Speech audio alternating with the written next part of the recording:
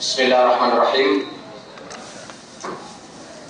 Assalamualaikum warahmatullahi wabarakatuh.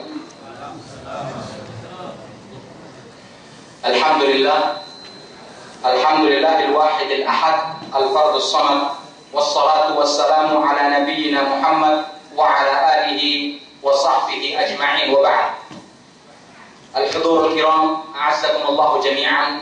Para saudara sekalian yang dimuliakan oleh Allah Tabaraka wa Ta'ala, keyakinan dan prinsip Ahlus Sunnah wal Jamaah tentang Ahlul Bait secara global, mereka adalah orang-orang yang loyal kepada Ahlul Bait dengan mencintai dan memuji mereka, kemudian menempatkan mereka Ahlul Bait pada kedudukan yang layak dengan adil dan proporsional, tidak meremehkan dan tidak pula berlebih-lebihan, tidak kaku dan tidak pula mengkultuskan.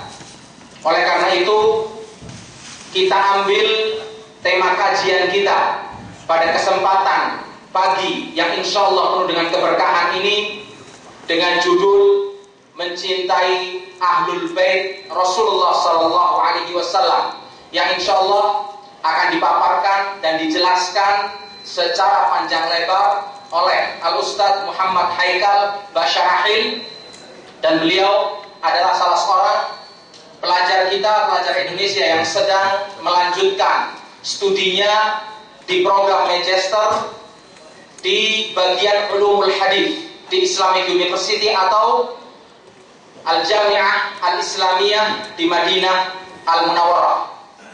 Dan insya Allah pada kesempatan kajian ini pembahasan akan dimoderatori oleh Bapak Ahmad Waqid yang dimuliakan oleh Allah Tabaraka wa Ta'ala. Dan langsung saja waktu serta tempat kami persilahkan kepada beliau untuk memandu acara ini. Wabillahi taufiq. Wassalamualaikum warahmatullahi wabarakatuh. Bismillahirrahmanirrahim. Assalamualaikum warahmatullahi wabarakatuh.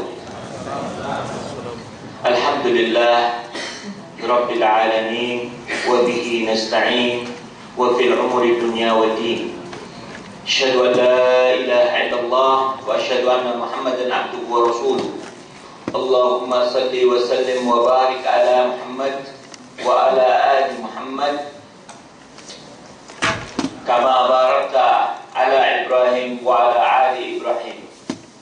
Ikhwan-ikhwan yang dimuliakan Allah, pertama-tama kami panjatkan puji syukur kehadirat Allah Subhanahu wa Ta'ala, yang mana pada hari ini alhamdulillah kita dapat bertemu kembali untuk mendengarkan ceramah dari Ustaz yang insya Allah akan bermanfaat bagi yang memberikan ceramah dan yang mendengarkannya. Salawat serta salam tak lupa kami panjatkan kepada junjungan Nabi besar kita Muhammad Sallallahu Alaihi Wasallam, serta kepada ahli baitnya, kepada para sahabatnya, kepada para tabi'in dan tabi'at tabi'in, serta pengikut-pengikutnya sampai akhir zaman. Ucapan terima kasih juga sekali lagi saya ucapkan kepada rekan-rekan, ikhwan-ikhwan yang sempat hadir menyempatkan diri meskipun ini waktu istirahat untuk mengambil faedah dari pertemuan ini. Ikhwan-ikhwan yang dimuliakan Allah, pada hari ini pembahasan kita adalah masalah Ahlul Bait. Pembahasan Ahlul Bait ini sebenarnya sangat panjang. Tentu Ustaz nanti akan menjelaskan. Ustaz akan menjelaskan apa definisi Ahlul Bait itu menurut Ahli Sunnah wal Jamaah. Siapa mereka itu Ahlul Bait? Apa hak-hak mereka? Bagaimana kita harus mematuhi? Bagaimana kita harus meneladani? Bagaimana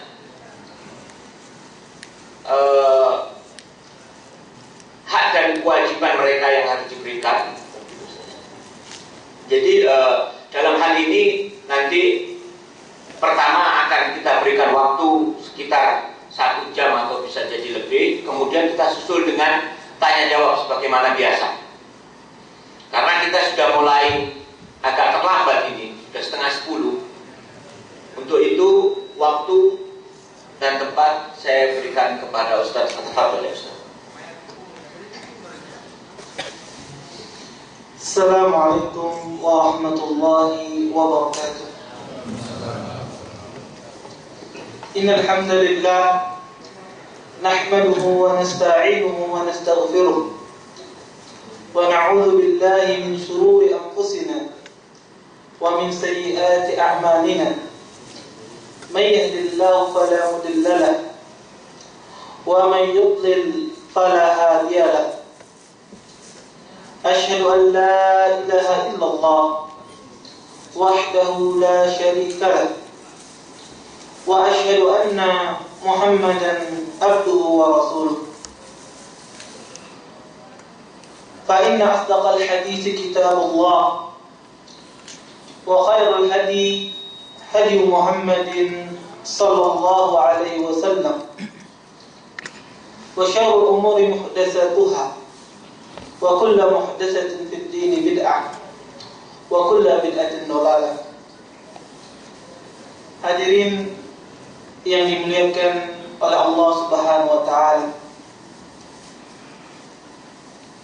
Segala puji bagi Allah Subhanahu wa taala dengan limpahan nikmat yang begitu besar.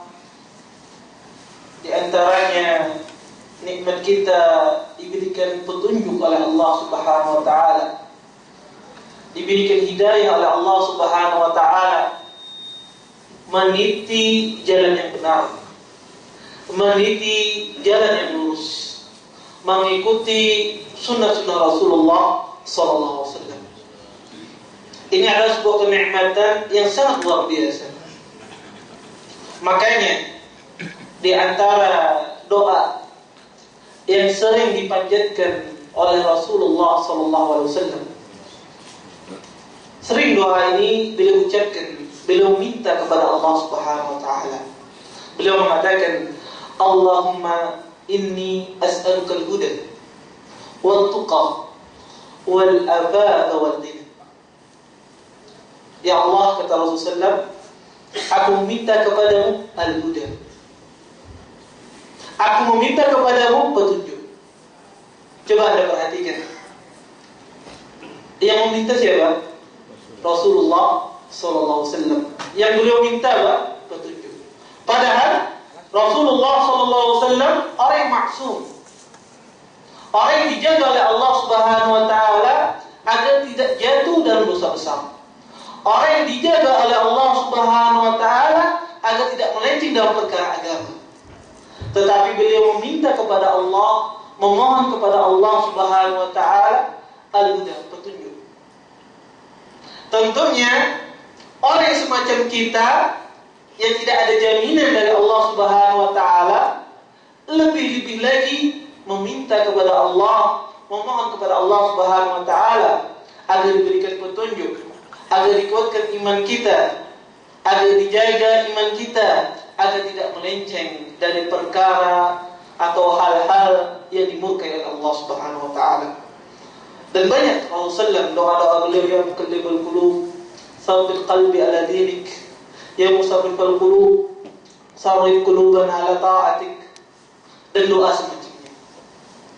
Oleh karenanya Imam Abu Aliyah beliau mengatakan, "Manallahu alayya bi ni'matayn la adri ayyuhuma afdal, hadani lil Islam atau lam yaj'alni haruriyan." Kata beliau, sesungguhnya Allah Subhanahu wa taala telah memberikan kepadaku dua kenikmatan, yang mana di antara kedua kenikmat ini aku tidak tahu, kata beliau, mana yang lebih utama. Hadani lil Islam, aku diberi petunjuk agar memeluk agama Islam, ataukah aku, kata beliau, tidak dijadikan sebagai seorang yang khawarij, aku dijadikan sebagai orang yang menjalankan sunnah Rasulullah sallallahu alaihi wasallam. Oleh karenanya, nikmat hidayah, nikmat yang sangat agung yang diberikan oleh Allah Subhanahu wa taala kepada setiap orang muslim. Dan tidak semua orang muslim bisa merasakan hidayah, nikmat ini, tidak semuanya. Karena hanya orang-orang tertentu saja yang bisa merasakan nikmat hidayah ini. Oleh karena itu kita meminta kepada Allah, memohon kepada Allah Subhanahu wa taala agar dijaga hidayah ini tidak dicabut dari kita. Ikhwani dan hadirin yang dimuliakan oleh Allah Subhanahu wa taala. Adapun kajian kita pada pagi hari ini insyaallah kita akan membahas tentang sikap ahli sunnah terhadap ahlu bait. Sikap ahli sunnah terhadap ahlul bait atau keluarga Rasulullah sallallahu alaihi wasallam. Mungkin kita sering mendengar atau sering membaca kata ahlul bait. Sering kita mendengar istilah ahlul bait. Timbul pertanyaan, siapa itu ahlul bait? Siapakah mereka? Apakah ahlul bait itu adalah umatnya Rasulullah SAW ataukah siapa? Dan juga kita sering mendengar bahwasanya ahlu sunnah wal jamaah, sering mereka difitnah bahwasanya mereka tidak memuliakan, tidak menghormati ahlu bait, tidak menghormati keluarga Rasulullah SAW.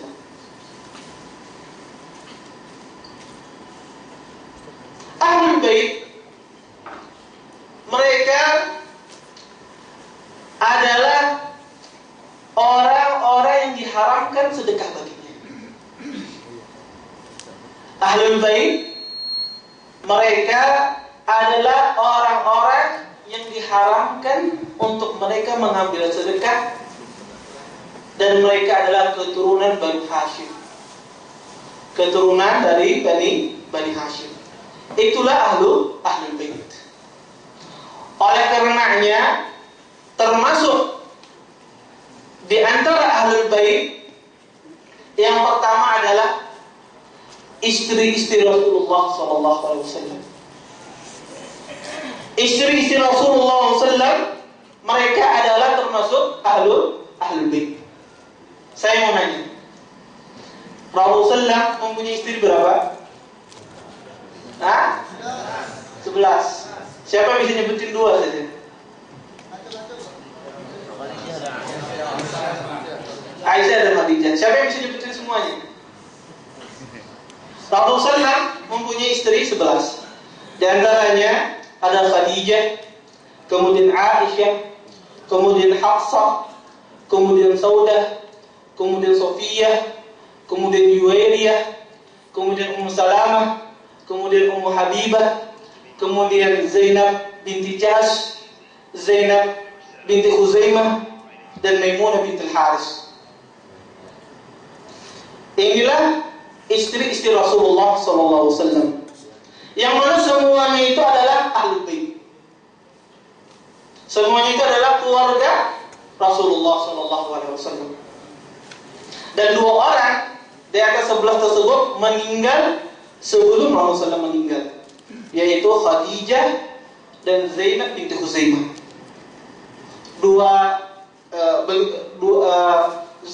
Sayyidatah Zainab dan Khadijah radhiyallahu anhuma, mereka meninggal sebelum Rasulullah sallallahu alaihi wasallam, dan sisanya mereka meninggal setelah Rasulullah SAW meninggal. Inilah ahlul bait, istri-istri Rasulullah sallallahu alaihi wasallam.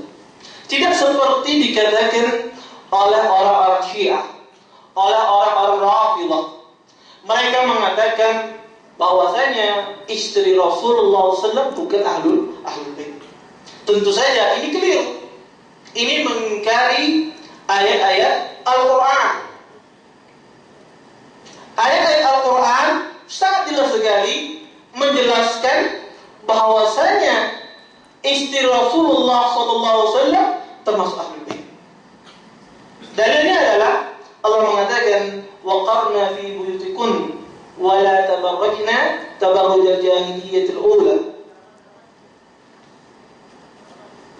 Kemudian Allah lanjutkan, setelah itu Allah melanjutkan ayatnya innama yuridullah liyudhiba ankum rizza ahlal bait yutahhirukum tathhira. Sesungguhnya Allah memerintahkan kepada istri-istri Rasulullah SAW untuk mereka menetap bertempat tinggal di rumah-rumah mereka, dan janganlah mereka keluar dari rumah mereka dalam keadaan berdandan seperti dandannya orang jahiliyah dulu. Kemudian mereka lah yang mendirikan sholat, mengeluarkan zakat, dan sesungguhnya Allah Subhanahu wa Ta'ala ingin menghilangkan rizq, kejelekan, dosa pada ahlul bait, pada keluarga Rasulullah SAW, dan Allah ingin mensucikan keluarga Rasulullah SAW. Ayat ini semuanya berbicara tentang siapa? Tentang istri Rasulullah SAW. Makanya Aisyah, sebagaimana diriwayatkan dari Ibn Abi Mulaikah, Khalid bin Sa'id ketika mengasihkan sedekah berupa daging sapi kepada Aisyah, dikasihkan ke Aisyah. Aisyah menolak. Kata Aisyah, innaha la tahillu li ali Muhammadin sallallahu alaihi wasallam wa innaha min awsakhin nas.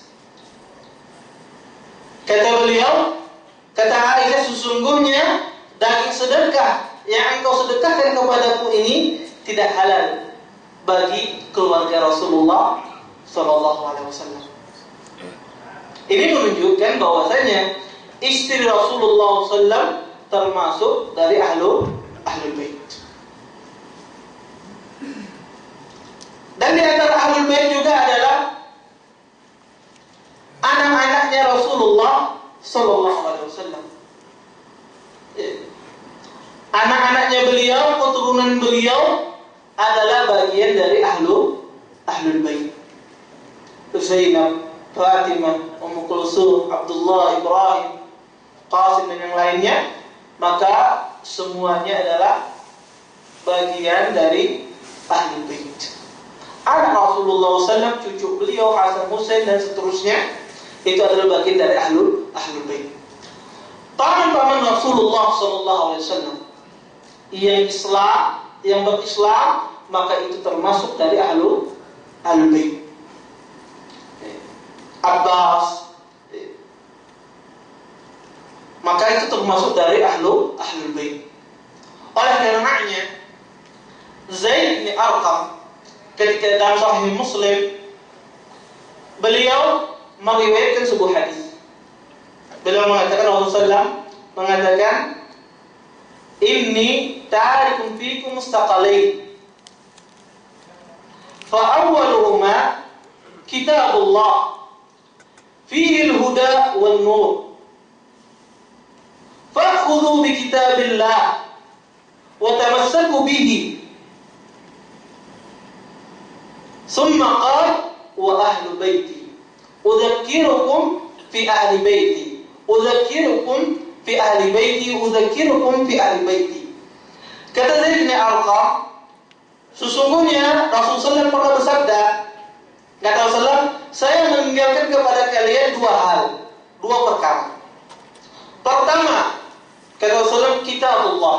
Saya tinggalkan kepada kalian kitabullah, Al-Quran. Sesungguhnya pada Al-Quran, kata Rasulullah SAW, fihi huda wan nur. Sesungguhnya Al-Quran adalah petunjuk dan cahaya. Berpegang teguhlah kalian dengan Al-Quran. Dan yang kedua, kata Rasulullah, ahlu baiti adalah keluargaku. Udzakirukum, saya mengingatkan kalian pada keluargaku. Saya mengingatkan kalian pada keluargaku. Ditanya Zaid bin Arqam, oleh seorang sahabat Husain, "Ya Zaid, hal nisa'un Nabi SAW min ahli baiti?" Apakah istri-istri Rasulullah SAW termasuk dari ahli bait Rasulullah? Kata Zaid, "Nisa'uhu min ahli baiti." Istri-istri Rasulullah SAW dari ahli bait. Lakin ahli baitihi man tahrum alaihi as-sadaqah. Dan ahli bait Rasulullah SAW, kata Zaid bin Arqam, adalah orang-orang yang diharamkan atas mereka sedekah. Berkata Husain kepada Zaid bin Arqam, kepada sahabat ini, "Manhum? Siapa mereka?" Kemudian disebutkan oleh Zaid bin Arqam, "Ahlu Ali, keturunan Ali, maka itu adalah ahli bait. Ahlu Ja'far, maka itu adalah termasuk dari ahli bait. Wa ahlu Aqil, maka itu juga termasuk dari ahlul bait. Wa ahlu Abbas, dan keluarga dari Abbas, maka itu termasuk ahlul bait." Oleh karenanya, para ulama mengatakan bahwasanya yang dikatakan ahlul bait adalah orang-orang yang keturunan dari Bani Hashim dan istri-istri Rasulullah Sallallahu Alaihi Wasallam. Bani Hashim tapi yang muslim. Adapun yang kafir, maka mereka tidak termasuk ahlul bait. Tapi kalau kita mengenal itu ahlul bait, ya, terus apa keutamaan mereka? Apakah mereka berbeda dengan kaum mukminin yang lainnya? Apakah mereka memiliki hak-hak yang khusus sehingga pembahasan ini dibahas di dalam buku-buku akidah? Kenapa orang-orang, misalnya orang-orang Indonesia nggak dibahas di buku-buku akidah? Kenapa ahlul bait saja yang dibahas? Ada apa? Ya. Kok orang Bangladesh, Pakistan nggak dibahas? Ya. Kenapa? Ada apa mereka? Siapa mereka ini ahlul bait? Kenapa mereka disebutkan? Para ulama karena mereka ini memiliki keistimewaan, memiliki keutamaan yang Allah sebutkan di dalam ayat Al-Quran. Di antaranya adalah firman yang saya bacakan tadi. Sesungguhnya Allah Subhanahu wa taala menyebutkan mereka dalam Al-Quran, Allah ingin mensucikan mereka.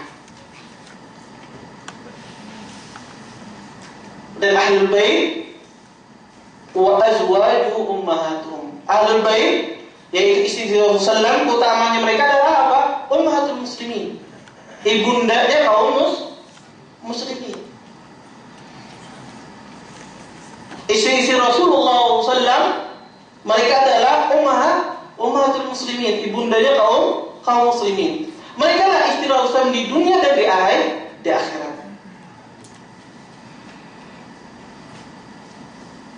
Dan Rasulullah SAW mengatakan dalam sebuah hadisnya, "Inna Allah astafa Kinanah min walad Ismail." Sesungguhnya Allah Subhanahu wa taala memilih dari anaknya Ismail adalah Banu Kinanah.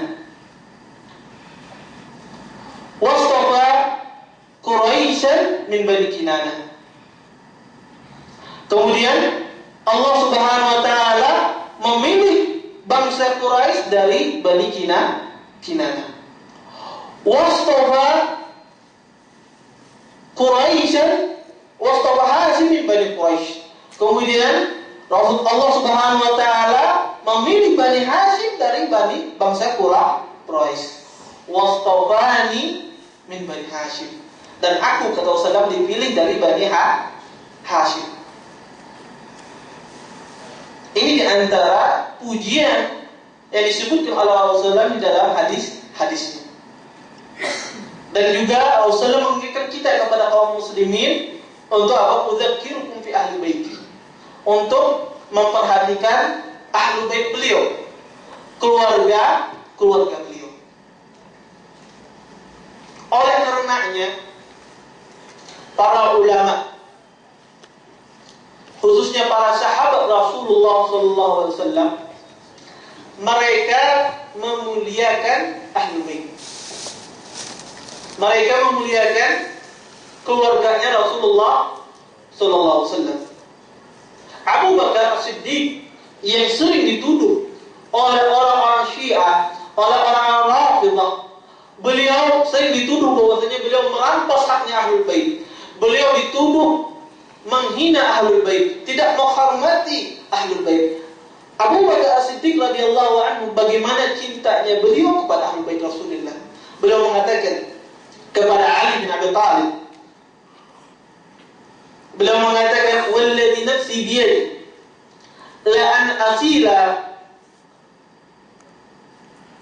qarabati la asila qarabat Rasulullah sallallahu alaihi wasallam ahabbu ilayya an asila qarabati." Kata beliau, saya menyambung tali silaturahim dengan kerabat saya, dengan kerabat Rasulullah SAW, lebih saya sukai, lebih saya cintai ketimbang saya menyambung tali silaturahim dengan keluarga saya. Lihat bagaimana cintanya beliau terhadap keluarganya Rasulullah SAW. Bahkan ketika beliau diangkat menjadi seorang khalifah, Abu Bakar As-Siddiq, ketika beliau diangkat menjadi seorang khalifah, beliau mengatakan kepada para sahabat yang lainnya, beliau mengatakan, "Urqubu ahla bait Rasulullah sallallahu alaihi wasallam." Perhatikan hak-haknya ahlu bait keluarga Rasulullah sallallahu alaihi wasallam.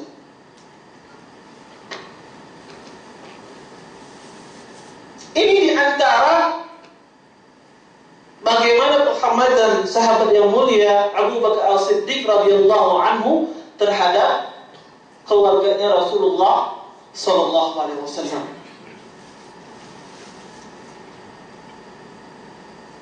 Sebegitu pula sahabat Umar bin Khattab radhiyallahu anhu. Kalau Anda membaca buku-buku orang Syiah, ya, kita dapatkan di sana orang-orang Rafidhah. Dua orang sahabat ini, Abu Bakar dan Umar, mereka pagi dan siang, pagi dan malam, mereka selalu melaknat dua orang sahabat ini. Bahkan mereka punya buku namanya Miftaul Jinan, isinya khusus melaknat dua orang sahabat ini. Mereka menuduh dua orang sahabat ini, nanti akan saya jelaskan, merampas hak ahlu bait Rasulullah sallallahu alaihi wasallam. Padahal Umar bin Khattab radhiyallahu anhu, sahabat yang mulia ini, luar biasa beliau menghormati ahlu bait Rasulullah SAW.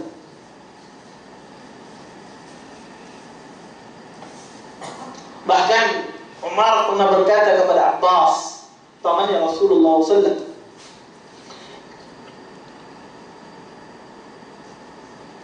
"Islamuka ya Abbas ahabbu ilayya min Islam al-Khattab law aslam."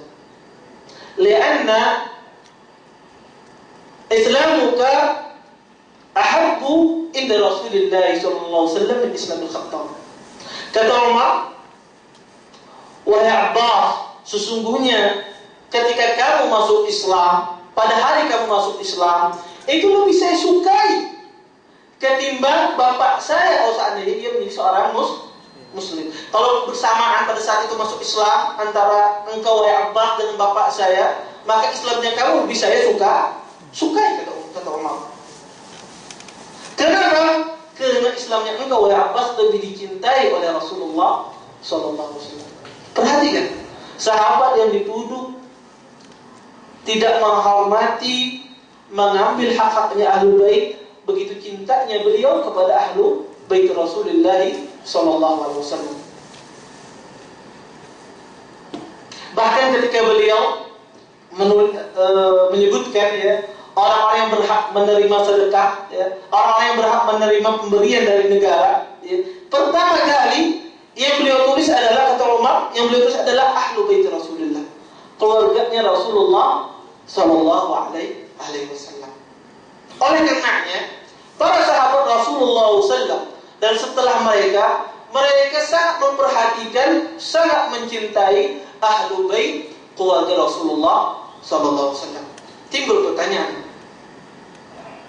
Kalau begitu, apakah nasab seseorang kepada Rasulullah SAW bermanfaat baginya? Apakah tidak bermanfaat? Para ulama mengatakan nasab seseorang tidak bermanfaat baginya kalau tidak diiringi dengan amal soleh. Seseorang dia dinisbatkan ahlul bait, dinisbatkan kepada keluarga Rasulullah SAW, tetapi cuma hanya nasab, tidak diiringi dengan amal saleh, tidak diiringi dengan ketakwaan, maka tidak bermanfaat baginya nasab tersebut. Kenapa? Karena keutamaan yang hakiki adalah amal saleh. Allah Subhanahu wa taala berfirman, "Inna akramakum indallahi atqakum."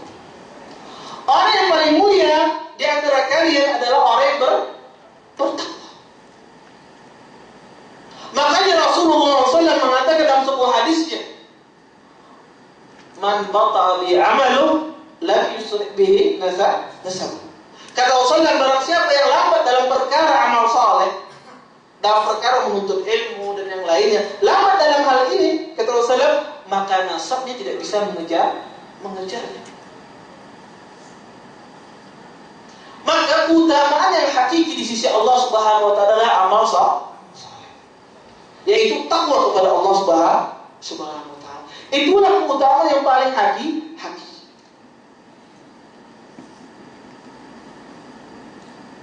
Makanya Talq bin Habib ditanya oleh sahabatnya tentang takwa ini.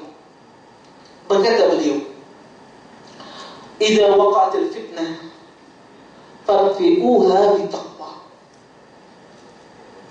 Kata beliau, kata Talq bin Habib, jika terjadi fitnah, maka matikanlah fitnah tersebut dengan takwa. Ini karena takwa ini obat. Kita terjadi pertikaian di antara sesama kita, terjadi berantem, ada masalah keluarga dan yang lainnya, maka fafi'uha bittaqwa. Meredam fitnah tersebut dengan apa? Dengan takwa kita kepada Allah. Para sahabatnya bertanya, "Qalu wa ma taqwa ya Talq?" Apa itu takwa? Para sahabatnya bertanya, apa itu takwa? Kemudian beliau mengatakan, "At-taqwa an ta'mal bi ta'atillah tarju sawabullah." Engkau beramal dengan ketaatan kepada Allah, mengharap pahala dari Allah Subhanahu wa taala. Dan engkau meninggalkan maksiat karena Allah, takhafu iqab Allah. Engkau takut akan hukuman Allah Subhanahu wa taala. Inilah hakikat takwa. Maka nasab seseorang tidak bermanfaat baginya. Apalagi orang yang mengatakan kalau seandainya dia dari ahlul bait, dari keluarga Rasul, maka dia dijamin masuk surga. Ini perkataan yang keliru, perkataan yang bohong. Makanya Rasulullah berkata kepada Abbas, "Ya Abbas, la ughni anka minallahi syai'a." Kata Rasulullah, "Wahai Abbas, sesungguhnya aku tidak bisa membantumu di sisi Allah nanti." Kemudian beliau mengatakan, "Ya Safiyah ammat Rasulillah, la ughni anki minallahi syai'a." Wahai Safiyah, bibinya Rasulullah SAW, aku tidak bisa membantumu nanti di sisi Allah Subhanahu wa taala. Wahai Fatimah, kata Rasulullah, "Salini bima syi'ti." Engkau mintalah kepada apa yang kau kehendaki. La ughni anki minallahi syai'a. Sesungguhnya aku tidak bisa membantu apa-apa untuk engkau nanti di hari kiamat. Karena yang menghantarkan seseorang ke surganya Allah Subhanahu wa taala, seseorang mendapat rahmatnya Allah Subhanahu wa taala ketika dia beramal saleh. Oleh karena itu nasab tidak sama sekali bermanfaat jika tidak dibarengi dengan amal saleh. Oleh karena itu, siapapun dia, semakin dia sesuai dengan sunnah Rasulullah SAW, semakin dia menjalankan sunnah Rasulullah SAW, maka semakin kita cintai dia. semakin dia jauh dari sunnah Rasulullah SAW, semakin dia melenceng dari sunnah Rasulullah SAW, sejauh itu pula kita benci dia. Tetapi jika ada ahlul bait, jika ada keluarga Rasulullah SAW, dibarengi dengan amal soleh, melaksanakan sunnah-sunnah Rasulullah, maka semakin kita cintai dia daripada kaum muslimin yang lainnya. Oleh karena itu, hakikat keutamaan adalah amal soleh seseorang. Hadirin yang dimuliakan oleh Allah Subhanahu wa taala. Kemudian kita menjelaskan tadi keutamaan ahlul bait. Ahlul bait mereka mempunyai 3 hak yang dikhususkan pada mereka, tidak dikhususkan pada kaum muslimin yang lainnya. Yang pertama, haknya ahlul bait adalah kita mencintai mereka lebih daripada mencintai kaum muslimin yang lainnya. Tetapi dengan apa? Dengan syarat apa? Ketika mereka beramal soleh, menjalankan sesuai dengan sunnah Rasulullah SAW. Ini syaratnya. Tidak cukup hanya dengan nasab, tapi dengan amal soleh. Kita mencintai mereka. Yang kedua, haknya mereka apa? Kita berselawat kepada mereka. Berselawat kepada mereka. Inna Allah wa malaikatahu yusalluna 'alan nabi ya ayyuhalladzina amanu sallu 'alaihi wa sallimu taslima. Ketika ayat ini turun, para sahabat bertanya, "Ya Rasulullah, kaifa nusalli 'alaik?" Bagaimana kita berselawat kepada engkau? Kata Rasul katakan, "Qulu Allahumma shalli 'ala Muhammad wa 'ala ali Muhammad." Kata Rasul katakan, aku berselawat kepada Rasulullah dan kepada keluarga beliau, yaitu istri-istri beliau dan yang lain. Karena termasuk dari keluarga Rasulullah, istri beliau, anak beliau dan keturunan beliau. Ini diantara hak ahlul bait. Yang ketiga, diantara haknya ahlul bait adalah mereka diharamkan untuk mereka mengambil sedekah, baik itu zakat ataupun sedekah yang sunnah. Maka diharamkan bagi ahlul bait yang nasabnya benar kepada Rasulullah SAW, diharamkan bagi mereka untuk mengambil zakat atau sedekah. Tidak boleh. Makanya pada saat itu ada seorang sahabat, Muttalib bin Rabi'ah, dari keluarga Rasulullah SAW, dan Fadl bin Abbas, anaknya Abdullah, anaknya Abbas, datang kepada Rasulullah SAW meminta sedekah agar mereka untuk menikah, untuk menikah. Tidak dikasih oleh Rasulullah SAW. Rasulullah mengatakan, "Innaha la tahillu li ali Muhammadin." Sesungguhnya sedekah tidak halal bagi keluarga Rasulullah SAW. Wa inna min awsakhin nas. Karena zakat dan sedekah itu dari harta yang kotor. Kemudian Rasulullah mengasihkan dari Baitul Mal kepada Fadl dan kepada Muttalib bin Rabi'ah agar mereka bisa menikah. Intinya di hadis tadi menjelaskan bahwasanya ahlul bait maka diharamkan bagi mereka untuk menerima sedekah ataupun zakat. Makanya Salman Al-Farisi ketika beliau masuk Islam, beliau mengetahui di antara tanda-tanda Nabi apa? Beliau memakan dari hadiah, tidak memakan dari sedekah.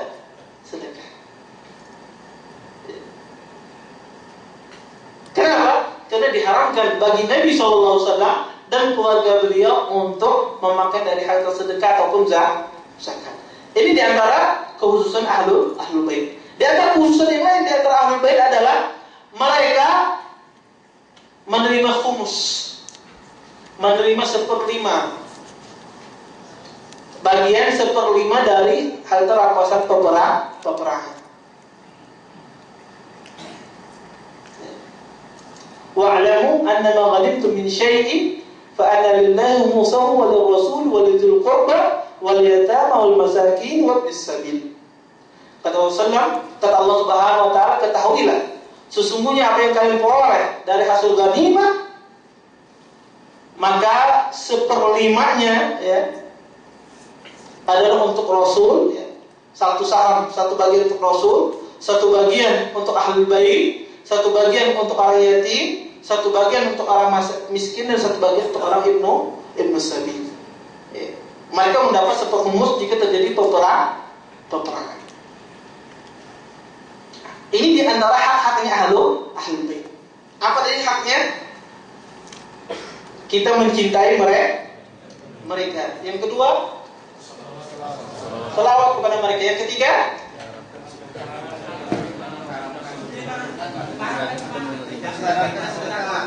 yang keempat,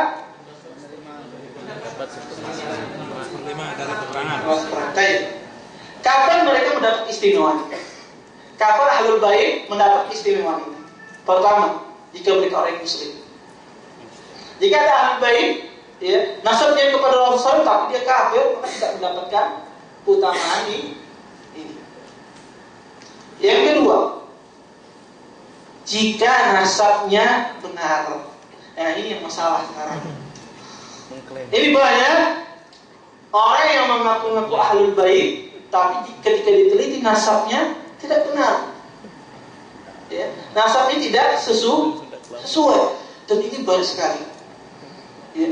Orang menisbatkan diri kepada Rasulullah SAW, menisbatkan diri kepada keluarga Rasulullah SAW, tetapi ketika diteliti, diamati, ya, maka tidak sesuai nasabnya.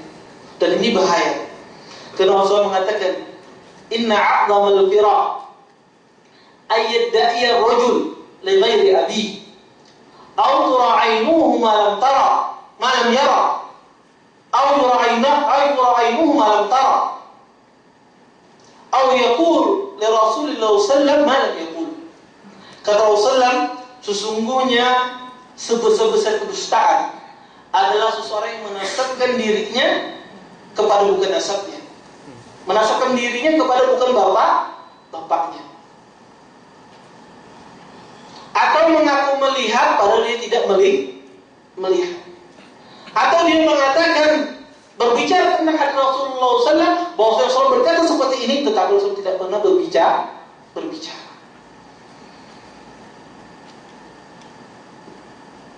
Dalam hadis lain dalam Sahih Bukhari, Rasul mengatakan, Man yadda'i lahu fi nasabun wa laysa fi falyatabawwa maq'adahu minan nar. Atau kama qala. Kata Rasul, barang siapa mengaku-ngaku nasabnya sampai kepada Rasulullah padahal tidak sesuai, ya, nasabnya tidak sesuai, maka falyatabawwa maq'adahu minan nar. Maka persiapkan tempatnya di neraka. Oleh karena itu dalam agama Islam, ya, sangat dikecam seseorang menasabkan dirinya kepada bukan kabilahnya, kepada bukan keluarganya. Oleh karena itu ahlul bait mereka mendapat keistimewaan ini jika mereka berislam, dan yang kedua adalah jika nasabnya sesuai. Nah, tetapi nasab ini banyak dipalsukan. Terus Ustaz, bagaimana kita mengetahui ini nasabnya ahlul bait ataukah tidak? Ya. Yang pertama, ini kembali kepada kejujuran seseorang, ya, kejujuran seseorang. Yang kedua ada tanul arab ma'ruf, ya, tanul ansab, ya, nasab Arab. Dari sana orang bisa mengetahui keturunan ahlul bait ataukah tidak. Ya. Bahkan katanya ada disebutkan penelitian, ya, DNA, ya, DNA siapa-siapa ahlul bait, ya. Di sini diketahui yang mana ahlul bait, yang mana bukan. Kalau ahlul bait pasti DNA-nya ada di situ apa? Gennya gen Arab. Kalau tidak ya tidak. Ini malah kebanyakan gennya bukan gen Arab, gen Eropa. Ya. Maka ini tentunya seseorang mendapatkan keistimewaan, mendapatkan kemuliaan ketika dia Islam, Muslim, dan nasabnya sesuai kepada Rasulullah SAW. Kemudian, ya, Kalau kita mengetahui hal ini, bagaimana fitnah-fitnah ya, yang dinisbatkan kepada Ahlussunnah wal Jamaah. Ahlussunnah wal Jamaah seringkali dituduh orang-orang yang tidak menghormati hak Ahlul Bait, khususnya orang Syiah. Orang Rafidhah menuduh Ahlussunnah wal Jamaah mereka tidak memperhatikan hak-hak Ahlul Bait. Padahal yang mencela Ahlul Bait, yang menghina Ahlul Bait, yang membunuh Ahlul Bait adalah orang Rafidhah, orang Syiah. Sering sekali orang Ahlussunnah wal Jamaah dikatakan Ahlussunnah wal Jamaah ini orang pelit, bersalawat kepada Rasulullah saja pelit katanya. Tidak mau selawat keras di masjid, ya, bakhil orang Ahlussunnah ini. Ini perkara besar, ini perkataan yang sangat keliru sekali. Imam Ibn Qayyim rahimahullah, beliau mengarang sebuah kitab Jala'ul Afham, khusus berbicara kitab ini tentang selawat kepada Nabi saja. Beliau menyebutkan 41 tempat seseorang berselawat kepada Nabi SAW.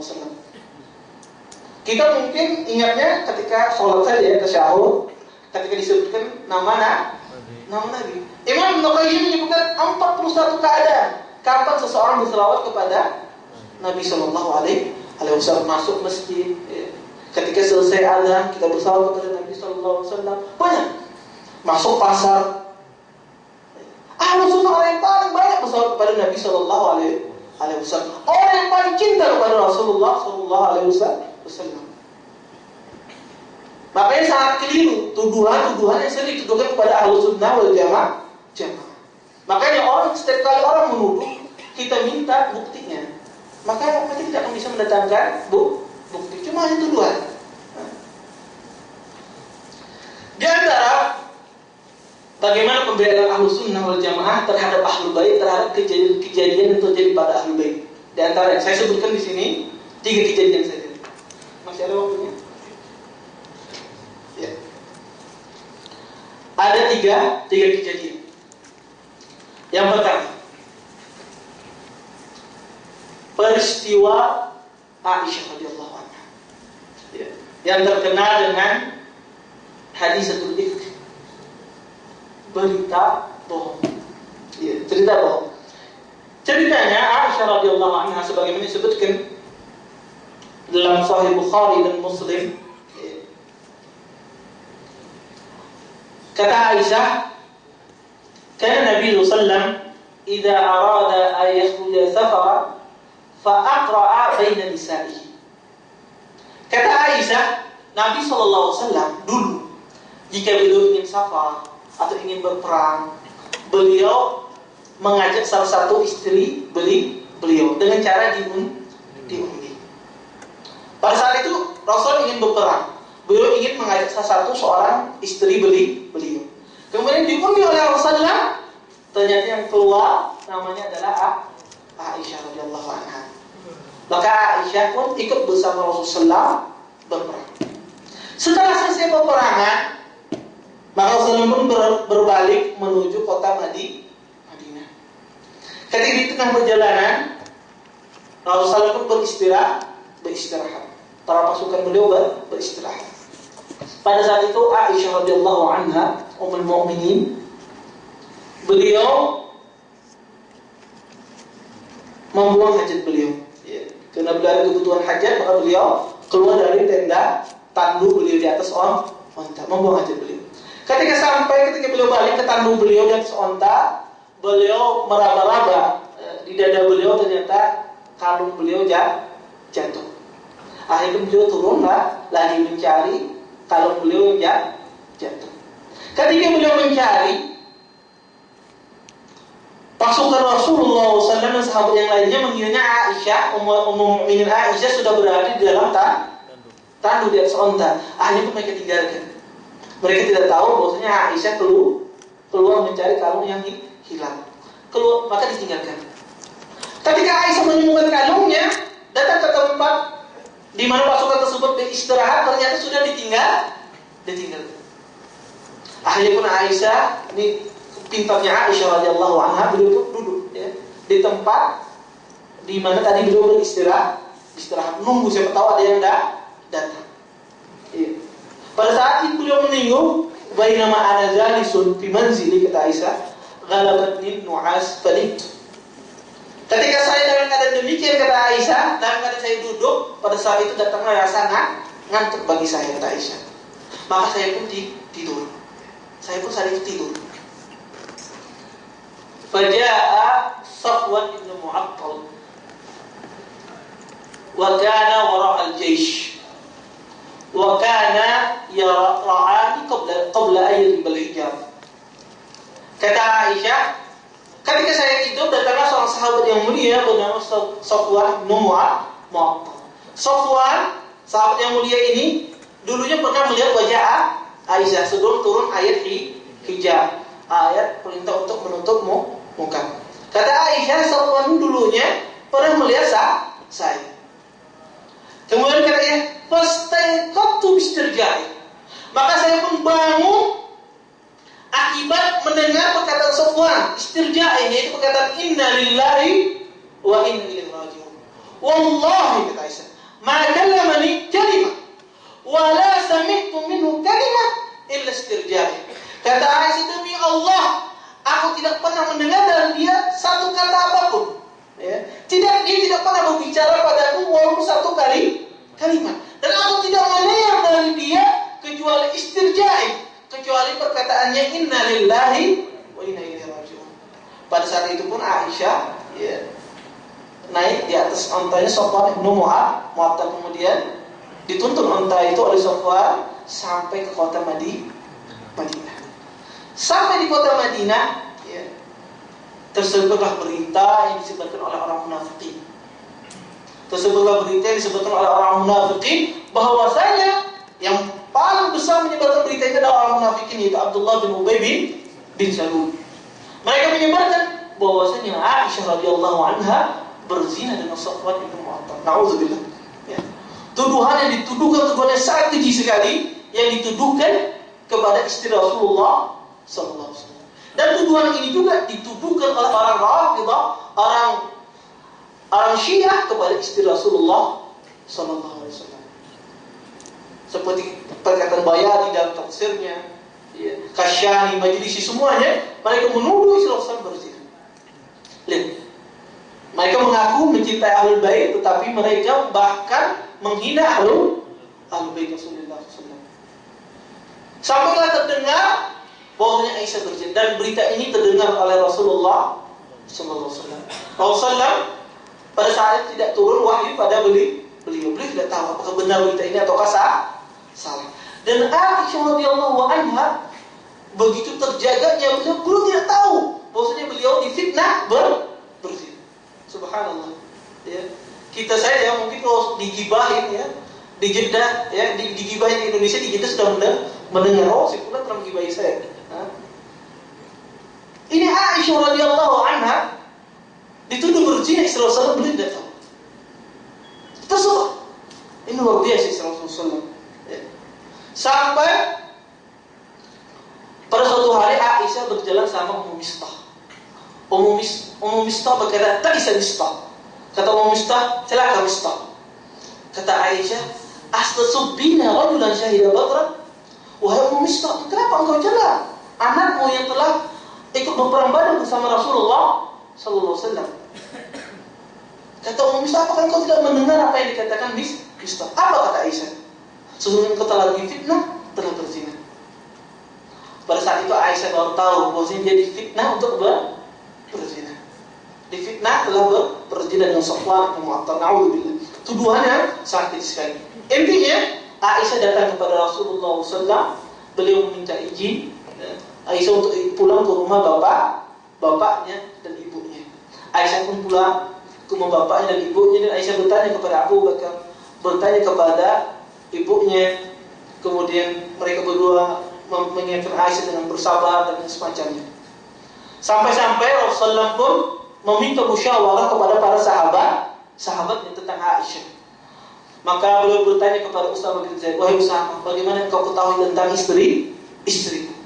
Kata Usama, kata sahabat yang mulia, ya Rasulullah, ma'alimtu min ahlika illa khairah. Sesungguhnya kami tidak mengetahui pada keluargamu kecuali hanya yang baik saja. Sampai beliau berkhutbah. Beliau mengatakan di atas mimbar, man ya'dzuruni. Siapa yang membelaku? Kata Rasulullah, yang telah menyakiti keluarga itu. Ma'alimtu fi ahli illa khairan. Sesungguhnya aku tidak mengetahui keluargaku kecuali sesuatu yang baik.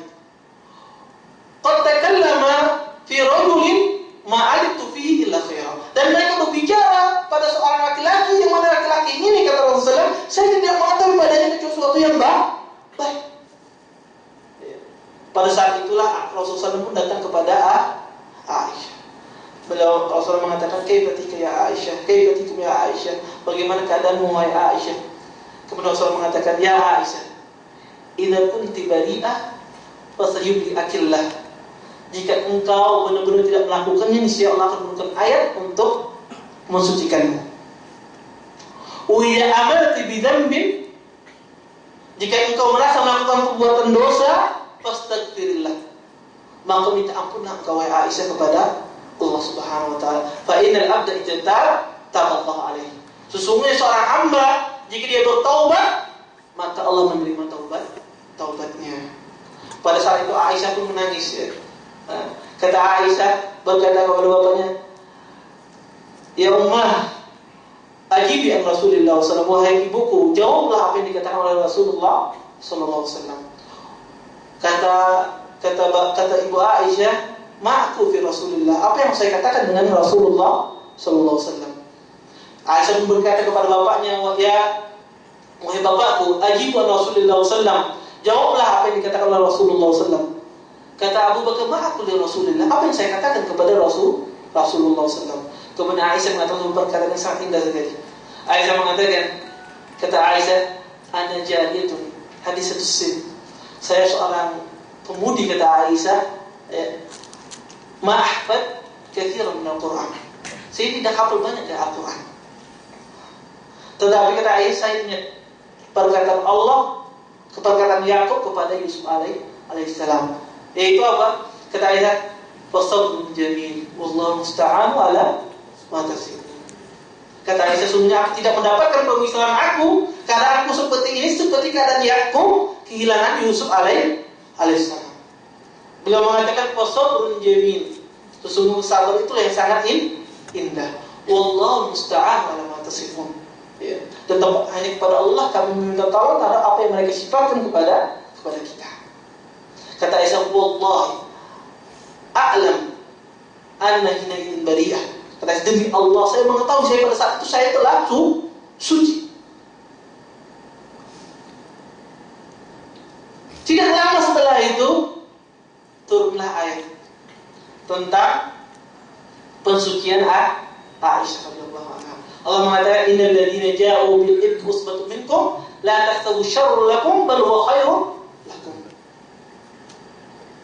Turunlah ayat ini tentang pensucian Aisyah radhiyallahu anha. Kemudian Rasul datang mengatakan, "Ya Aisyah, ubasyuruki." Wahai Aisyah, aku memberikan kabar gembira kepadamu, telah turun ayat tentang pensucian. Makanya kata Aisyah, saya tidak menyangka Allah menurunkan ayat kepada tentang saya. Mana ayat ini selalu dibaca oleh setiap umat, setiap generasi. Intinya dari cerita ini apa? Aisyah radhiyallahu anha dituduh berzina, kemudian Allah mensucikannya. Ahlus Sunnah wal Jamaah, ya. Mereka sikap Ahlus Sunnah wal Jamaah, orang yang menuduh istri Rasul berzina maka hukumnya kafir bila khilaf. Ya. Orang yang menuduh istri Rasulullah berzina maka itu kafir bila khilaf. Nah, tidak ada khilaf di kalangan Ahlus Sunnah wal Jamaah orang yang menuduh istri Rasulullah SAW berzina, sebagaimana ditegaskan oleh Imam Ibnu Qayyim rahimahullah. Seperti pula dikatakan oleh Imam An-Nawawi rahimahullah. Ya. Bahkan Imam Malik ditanya orang yang mencela Abu Bakar, kata beliau juli, dicampur. Dan bagaimana orang yang mencela Aisyah, kata beliau kutil, adalah dibunuh. Ya. Oleh karena itu Ahlus Sunnah wal Jamaah sangat tegas sekali bahwasanya orang yang mencela Aisyah dan istri Rasulullah SAW yang lainnya, menuduh dengan tuduhan yang keji, maka hukumnya mereka adalah hukumnya kafir. Berbeda dengan orang Syiah. Ini sikap Ahlus Sunnah wal Jamaah. Ya. Mereka membela keluarga Rasulullah SAW. Orang Syiah, Ar-Rafidhah, mereka mengatakan membela Ahlul Bait, dan ini yang mereka sering kuat ya, membela Ahlul Bait dizalimi, Ahlul Bait dirampas haknya. Tetapi apa yang mereka katakan kepada istri Rasulullah SAW? Mereka menuduh istri Rasulullah SAW berzina. Mereka menuduh istri Rasulullah berkhianat seperti khianatnya istri Nuh dan istri Lut alaihissalam. Lihat, kaum yang mereka mengatasnamakan membela Ahlul Bait, tetapi justru mereka lah yang menghina Ahlul Bait Rasulullah sallallahu alaihi wasallam. Ini kejadian pertama, bagaimana sikap Ahlus Sunnah wal Jamaah membela Ahlul Bait Rasulullah SAW. Yang kedua, fitnah yang sering dilontarkan kepada Ahlus Sunnah wal Jamaah, yaitu fitnah tentang masalah Fatimah radhiyallahu anha. Ketika Rasulullah SAW meninggal, Fatimah radhiyallahu anha datang untuk meminta warisan dari Abu Bakar, karena Rasulullah meninggalkan tanah. Pada saat itu Abu Bakar mengatakan, inna ma'asral anbiya'i warisu dinar wala dirham. Sesungguhnya para anbiya, para nabi-nabi, mereka tidak mewariskan dinar dan dirham. Mereka tidak memiliki warisan. Sesungguhnya tidak ada warisan bagi keturunan para nabi. Pada saat itu Fatimah radhiyallahu anha, beliau tidak mendengar hadis ini. Ketika mendengar hadis ini, beliau pun akhirnya berhenti meminta, karena beliau tak tahu. Pada saat itu beliau tidak menemui Abu Bakar, karena beliau bersedih kematian kematian bapaknya. Kemudian beliau jatuh sakit. 6 bulan setelah itu beliau meninggal. Diriwayatkan dari Imam Al-Baihaqi dalam kitab Sunan Kubra, meriwayatkan di sana bahwasanya ketika Fatimah sedang sakit, datanglah Abu Bakar As-Siddiq radhiyallahu anhu. Datang Abu Bakar As-Siddiq, kemudian Ali mengatakan, "Wahai Fatimah, sesungguhnya datang Abu Bakar, ata'zanu lahu, apakah kau mengizinkannya untuk masuk?" Maka kata Fatimah, "Silakan masuk." Kemudian pun pada saat itu Abu Bakar pun saling meridhai antara Abu Bakar dan Fatimah radhiyallahu anha. Ahlus Sunnah wal Jamaah mengatakan, mereka sepakat bahwasanya para anbiya, para nabi-nabi sallallahu tidak mewariskan harta. Tidak mewariskan harta. Dan itu sepakat Ahlus Sunnah wal Jamaah. Bahkan yang asalnya dulu istri Rasulullah pun meminta, istri Rasulullah meminta kepada Abu Bakar harta warisan, maka ditolak oleh Abu Bakar As-Siddiq. Disebutkan hadis tersebut, akhirnya mereka berhenti. Ahlus Sunnah wal Jamaah sepakat bahwasanya Ahlul Bait tidak mendapatkan warisan dari Rasulullah sallallahu alaihi wasallam. Berbeda dengan orang Syiah. Orang Syiah mereka mengatakan apa? Bahwasanya Abu Bakar As-Siddiq telah merampas haknya Fatimah. Ketika dia jadi khalifah, maka dia butuh uang, yang banyak akhirnya pun dia ambillah haknya Fatimah agar apa? Agar menjaga kekuasaannya. Karena dia takut bahwasanya Fatimah dapat warisan, kata Rafidhah, bahwasanya nanti warisan tersebut digunakan oleh Fatimah untuk mendukung Ali sebagai seorang khalifah. Lihat. Mereka mengingkari hadis inna ma'asral anbiya la yuwarisu dinar wala dirham. Mereka mengingkari hadis ini. Dan mereka mengatakan bahwa hadis ini Abu Bakar yang mengatakannya, bukan Rasulullah. Abu Bakar yang memasukkannya. Padahal di dalam kitab Syiah hadis ini ada. Syiah itu ada punya kitab Al-Kafi, punya Kulaini. Hadis ini ada dengan disebutkan. Kitab Kafi itu kitab yang paling suci, seperti Sahih Bukhari menurut kita. Hadis ini ada disebutkan. Makanya benar apa yang dikatakan oleh Syekh Islam Ibnu Taimiyah, Ar-Rafidhah itu apa? Ajhalun nas bil manqulat. Orang yang paling tidak paham terhadap Al-Quran dan Al-Hadis. Wa adallun nas bil ma'qulat. Orang yang paling tidak bisa menggunakan akalnya. Orang yang tidak bisa menggunakan akalnya. Ya. Mereka mengingkari hadis ini, tapi hadis ini ada di buku mereka. Ya. Oleh karena itu, ini fitnah yang dituduhkan kepada Ahlussunnah wal Jamaah. Ya. Yang ketiga, dan ini terakhir dan ini yang sangat penting, yaitu sikap Ahlussunnah wal Jamaah peristiwa terbunuhnya Husain. Ini sering ya.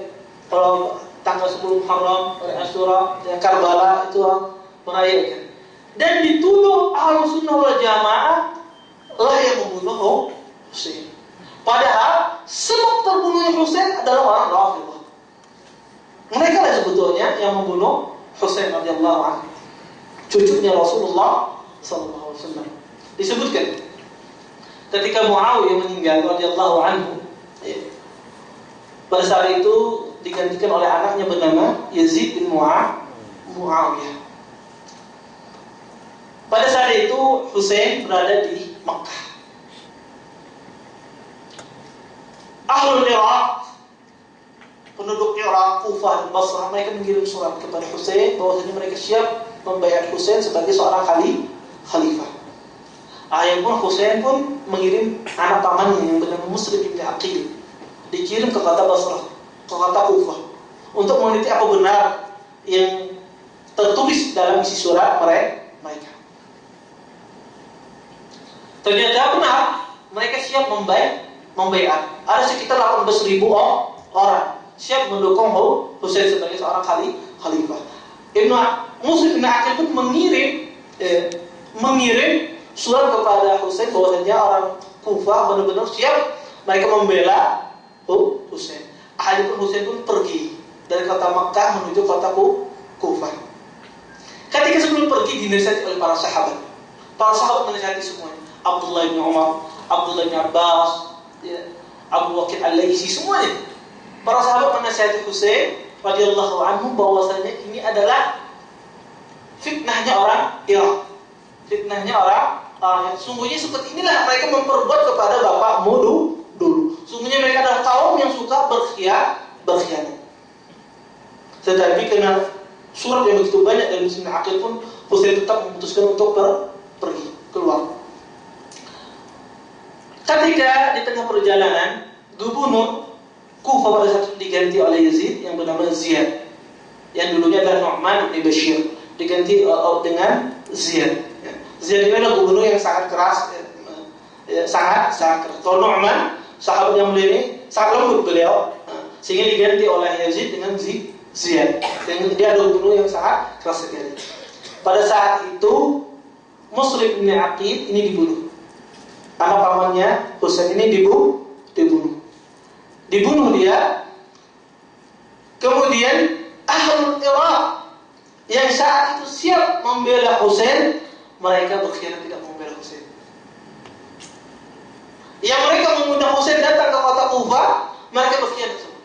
Ketika terbunuhnya Muslim bin Aqil, mereka semuanya berkhianat.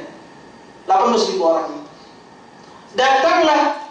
Ketika sampai di tengah perjalanan mendengarlah Husain apa yang terjadi pada anak pamannya. Pada saat tahu Husain bahwasanya Ahlul Iraq berkhianat kepada Husain bin Ali radhiyallahu anhu.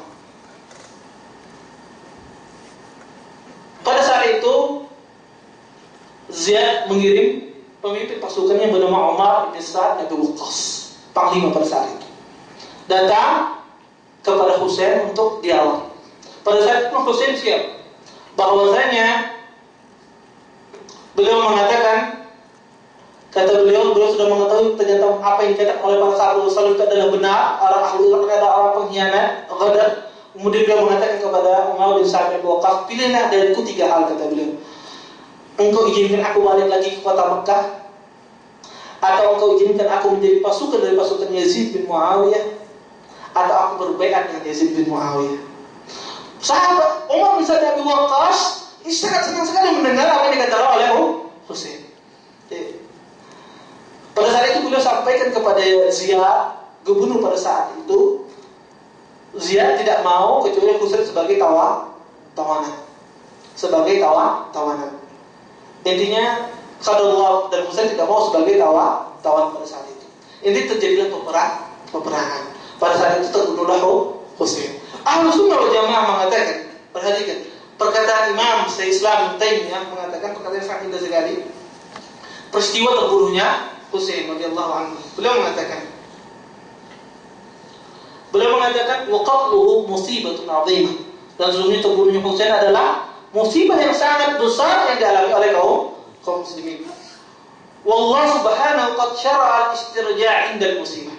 Dan Allah Subhanahu wa taala ketika seorang ditimpa musibah disyariatkan kita untuk mengatakan inna lillahi wa inna ilaihi raji'un.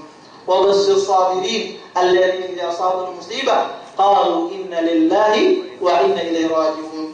Ulaika alaihim shalawatun min rabbihim wa ulaika humul muhtadun.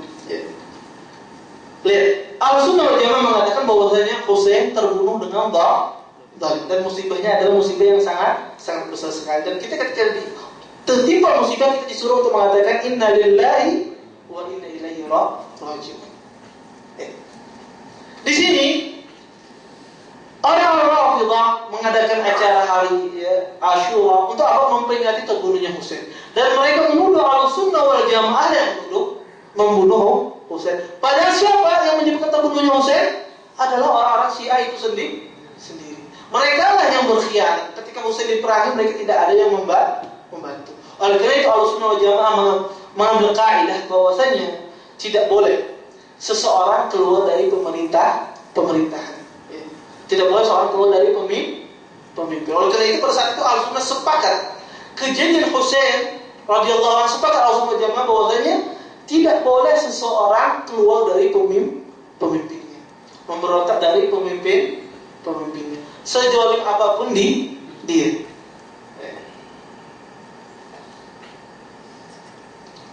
Ahlussunnah wal Jamaah mereka meyakini bahwa Husain terbunuh dengan zalim. Dan beliau adalah cucunya Rasulullah sallallahu alaihi wasallam. Dan kita disuruh ketika terjadi musibah kita mengatakan inna lillahi wa inna ilaihi raji'un. Orang Syiah tidak. Mereka mengatakan Ahlussunnah yang membunuh Husain, padahal mereka memukul tubuh, memukul badan mereka, menyiksa badan mereka dalam rangka ingin apa? Simpati terhadap terbunuhnya Husain. Padahal ada yang lebih besar daripada peristiwa terbunuhnya Husain. Siapa? Peristiwa terbunuhnya bapaknya Ali bin Abi Thalib. Tidak ada orang Syiah mengadakan acara terbunuhnya Ali bin Abi Thalib. Padahal pembunuhan Ali lebih besar daripada pembunuhan Husain. Lihat. Bagaimana mereka rancuknya mereka menggunakan akal. Inilah hakikat akidah orang yang mengatakan bahwasanya mereka mencintai ahli bait, padahal pada hakikatnya mereka lah yang membenci ahlul bait. Istilah Rasulullah dituduh berzina. Mereka yang menyebab peristiwa terbunuhnya Husain. Dan banyak ahlul bait keluarga Rasulullah terbunuh akibat orang-orang Syiah. Dan fitnah itu dituduhkan kepada Ahlussunnah wal Jamaah. Pada Ahlussunnah adalah orang yang paling mencintai ahlul bait Rasulullah sallallahu alaihi wasallam. Mungkin ini saja yang dapat saya sampaikan. Semoga bermanfaat tentang masalah ahlul bait. Mudah-mudahan jelas. Sebetulnya banyak kejadian-kejadian ahlul bait, tapi saya mencukupkan 3 poin ini karena ini sangat penting sekali dan ini sering disebutkan ya. Entah kalian membaca buku dan yang mendengar ceramah ya. Maka kalau kita mengetahui cerita yang sebenarnya, kita meyakini bahwasanya Ahlussunnah wal Jamaah adalah orang yang paling mencintai ahlul bait Rasulullah sallallahu alaihi wasallam. Saya kembalikan lagi waktu kepada moderator.